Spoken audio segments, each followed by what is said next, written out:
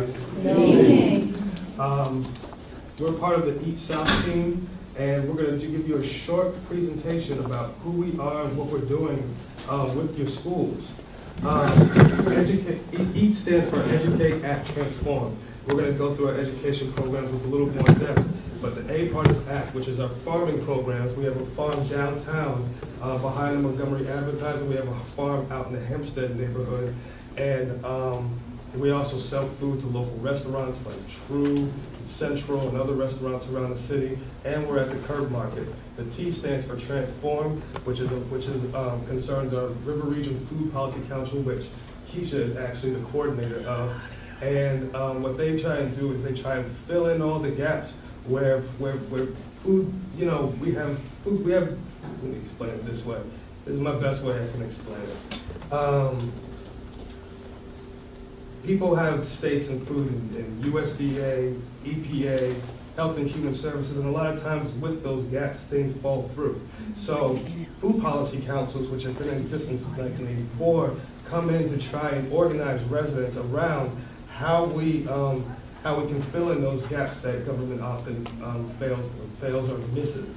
So now we're going to get a little bit more into our education programs. We'll start off talking about our Sprouts Head Start program.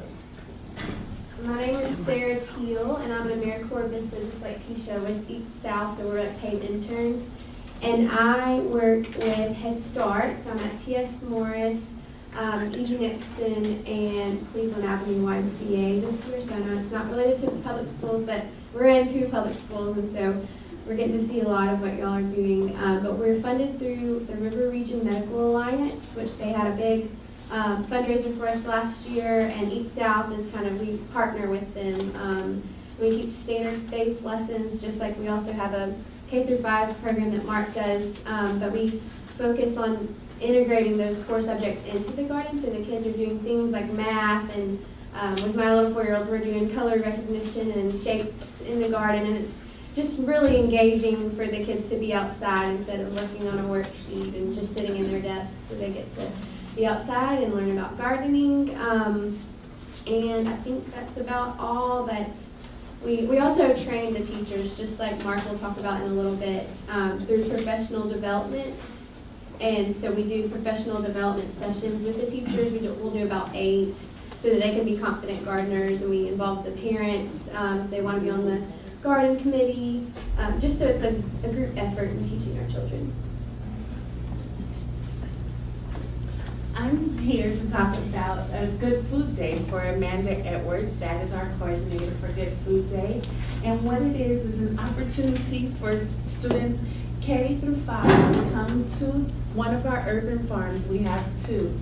It's a standard-based field trip where they have an opportunity to explore the farms and learn about sustainability, farm ecology by going through compost stations, tasting, smelling herbs. It's very interactive. We have a portion where they can go to the greenhouse and learn about that, chickens, and sometimes I can do the nutrition component of that.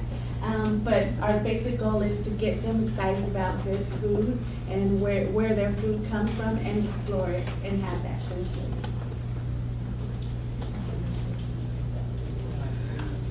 And the last program I want to talk to you all about is Sprouts, which is connected to what Sarah's talking about.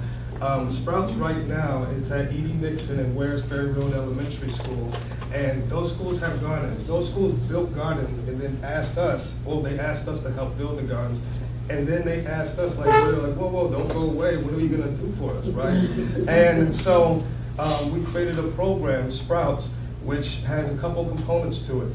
What happens is I go into schools and I facilitate and model how to facilitate garden standards-based lesson using the garden as the setting to teach those things. And accompanying that, we also try to give the teachers professional development that so that they can be confident gardeners. What we have found in the past is that when you have a garden and teachers don't know how to use it, it becomes a big pile of weeds. So we want to make sure that teachers understand how to use that garden confidently. We also organize a garden committee, And with the garden committee, because our job is to try and hit every single teacher in that school so that they get this professional development and they get to see us model how to do standards-based lessons in the garden. So by the time we have hit every teacher in the school, which is about a 3-year cycle, we'll do like kindergarten first, second and third, fourth and fifth, all in different years. By the time that cycle is over, there's a garden committee established so that garden is self-sustainable after we transition out of that school. Last year was the first year that we piloted that program at Waresbury and Eating Nixon. Those are the 2 schools that we're still at, and that program is still continuing to develop right now. Some of the some of the reasons why I thought it would be important for you guys to know about what we're doing is because it's important for you guys to know about what we're doing. But also, you know, we're hoping that the NPS and Montgomery School Board will, as well as the superintendent, all start to endorse our program or endorse our program somehow.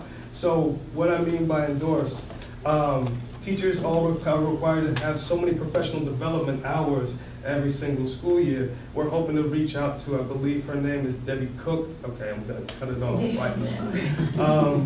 So we're hoping to be able that our program Sprouts, we're hoping that Sprouts, the professional development piece, hopefully Title I money can be used in a match so that schools can, we would match the amount.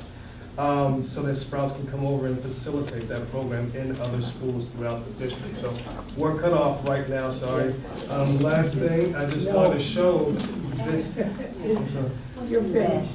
Yeah, so this is for you, Superintendent Ms. Allen. This is a basket of food that is grown out of the gardens and food that they get to engage with. So there's collard greens, lettuce, and rosemary. Hey.